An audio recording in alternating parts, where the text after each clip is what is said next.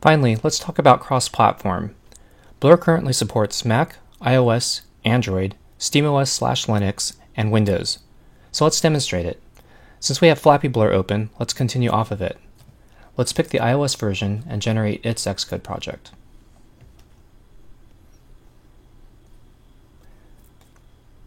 You can see here that you can select between simulator and device.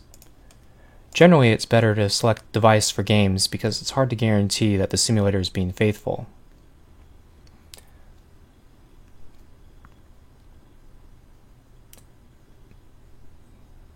So you can't see this at the moment, but my iPad is now launching and the game is now running, and it's running 60 frames a second. You might hear the smack.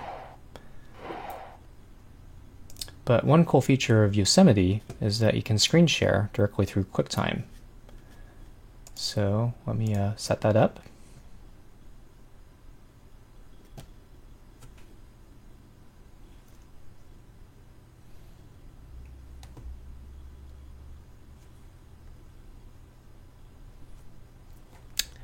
And now Flappy Blur is running through my iPad, and you're watching it through QuickTime. And I think the volume is turned down. Yes, it is.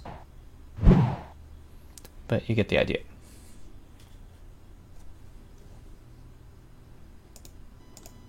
Next, let's build for Android.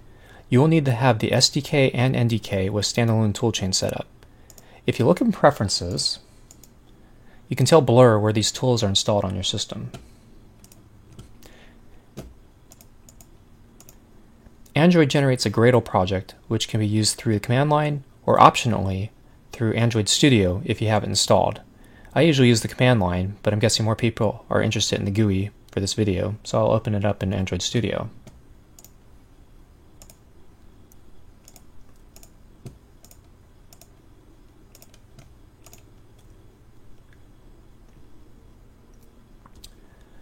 So Android Studio normally automatically starts building the moment you open the project. So I'm going to open up the terminals here, and you can see that it's busy doing a bunch of things. This is normal console spew from Android.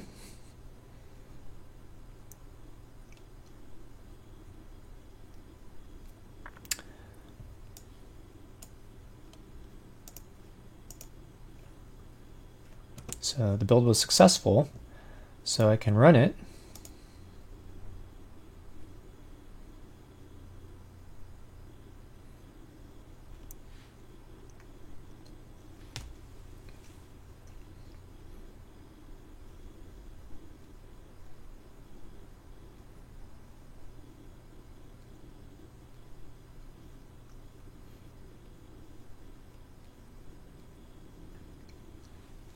And it looks like Android's re-signing everything.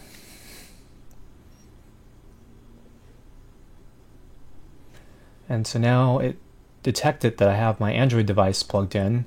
I again recommend the real device over the emulator.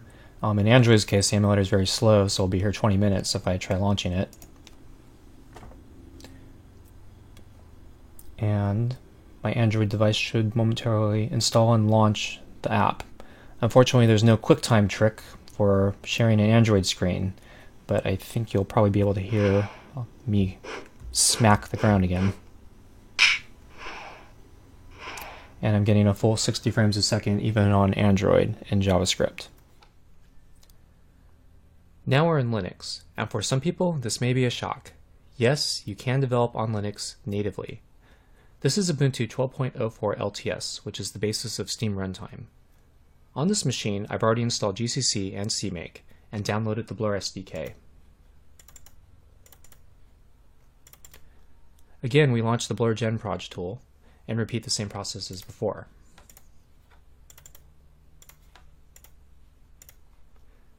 You'll see that we have Linux under Platform. You also notice Android is still available here too, but there's no need to walk through that again. We have a new combo box called Build Type. On Linux, we generate makefiles for maximum compatibility since there isn't a de facto IDE, unlike other platforms. So optimization settings get baked into the makefiles. We'll pick Release. Also notice that like Android, we don't automatically launch an IDE. we'll open up a terminal and go to that directory ourselves.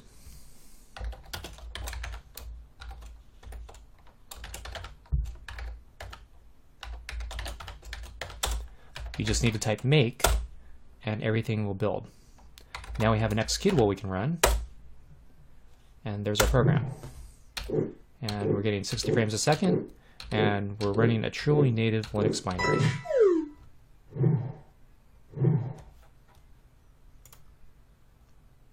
One last thing before we move on. There are two more build options available to you to help deploy a binary for other computers. If we run make install, the Blur build process will copy every dependency and resource you need into a subdirectory called install. Everything at this point is ready for distribution, so you can pack this up and copy it to other computers. Users won't need to install anything to their machines, nor will they need to install your app through package management, as it is completely standalone. This is great for users that don't have superuser access.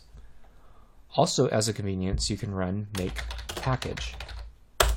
This will create some tarballs and a self-extracting variant.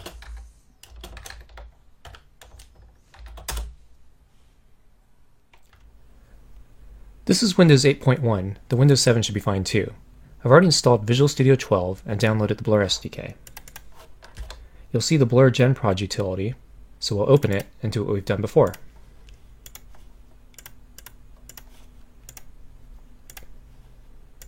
We're now generating a Visual Studio project, and Visual Studio will open in a moment.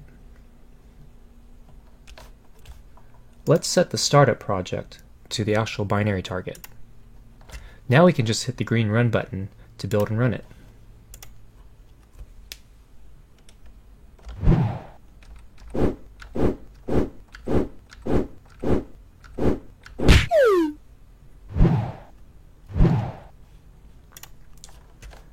Like Linux, we have an install target and a make package target.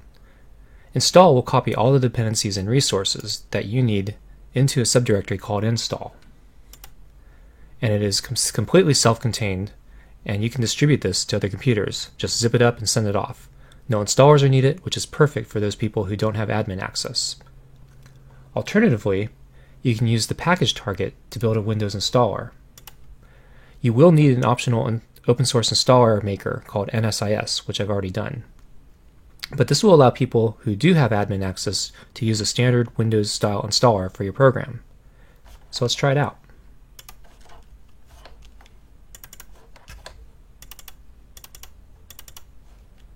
So this is the installer, and now you see the standard Windows installer wizard, and it goes to program files by default. And we can launch it, and there it is. And we can find our shortcut, and here's our shortcut, and we can launch it there. And now, like all other Windows installers, it also comes with an uninstaller. So if we find program files, here's the uninstaller, and we run that, and now it's completely uninstalled.